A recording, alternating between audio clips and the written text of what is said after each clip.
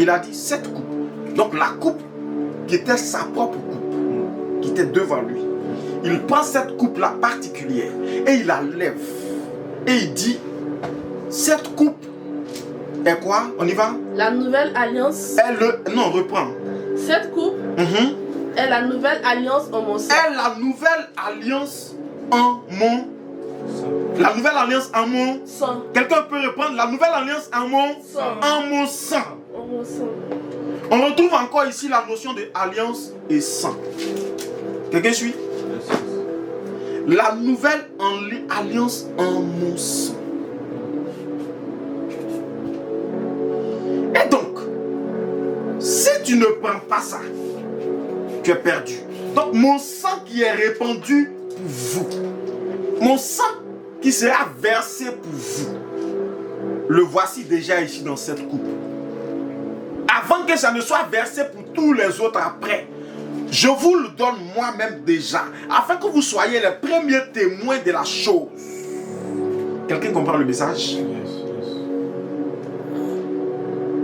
Mais pourquoi c'est ainsi? C'est ainsi parce que depuis la déchéance de l'homme a cherché toujours le moyen de se rapprocher de Dieu. On en avait parlé déjà dans un enseignement. Et c'est de là qu'est née la religion. Parce que Dieu n'a pas créé la religion. Les hommes ont créé la religion. Et la religion est un moyen de s'approcher de Dieu. Est un moyen de reconnecter l'homme à Dieu. Et donc, dans toutes ces religions que l'homme a créées pour essayer de se rapprocher de Dieu, il aura toujours la notion de sang. Parce qu'il aura la question de l'adoration. Et il n'y a pas d'adoration sans sacrifice. Et le plus souvent, le sacrifice de haut niveau, le plus haut niveau de sacrifice requiert toujours du sang. Quelqu'un peut dire du sang. Donc on ne peut pas sacrifier sans du sang. Et quand on ne fait pas de sacrifice, on n'est pas en train d'adorer. Donc il n'y a pas d'adoration sans sacrifice. Quelqu'un qui dit qu'il adore sans faire de sacrifice, c'est qu'il n'a rien fait. Donc quand on fait une adoration, il faut toujours sacrifier. Quelqu'un comprend?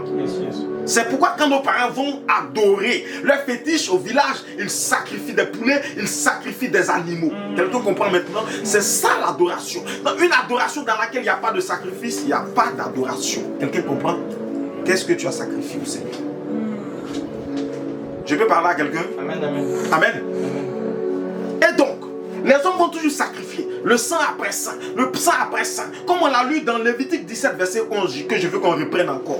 On va parler de la question de l'expiation que le sang a besoin de faire. Parce que l'objectif du sacrifice dans l'adoration, c'est de créer une situation dans laquelle on est agréable à celui qu'on parle.